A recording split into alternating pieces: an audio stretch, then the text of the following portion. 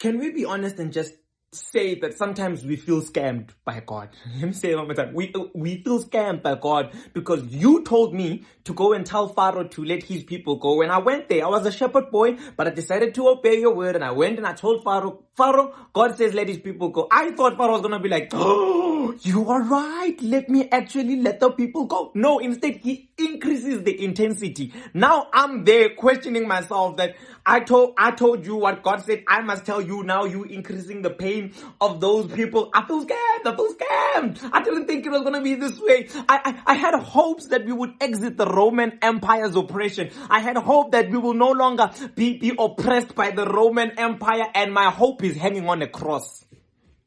My hope is hanging on a cross. I thought this is the beginning of a new era, and the hope I had is hanging on a cross. Ladies and gentlemen, I've heard sermons all over being preached about believing, but I want to know, what do you do when you feel scammed after you've believed? Yeah, I know. Let's talk.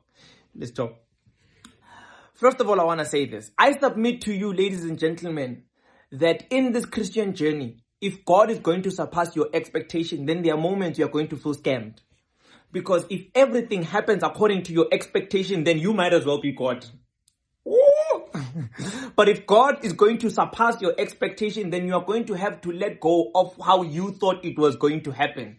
And this is a very tough thing. Even for me right now, as I'm in the entrepreneurial journey, there've been moments where I said, I'm giving it my all. I took out money and I did everything, and I'm just like, it's going to happen. I believe. And after I have believed, nothing happens. And now you're wondering, Hori, what's happening? And God is teaching me right now that another thing that's embedded within the narrative of the resurrection is that you have to believe again. You have to dust yourself up and believe again. The reason we are called believers is because of our tenacity. It's because of our perseverance. It's because of our fight to believe again. We believe again. Yeah. Guys, even though, and I've mentioned this before, and allow me to say it again, even though Peter left the boat on the word that Jesus gave, he never stopped believing that Jesus still has his safety when he was drowning. Oh, okay. As for me, I see no other way of living life than believing. Believing is a believer's strategy for living.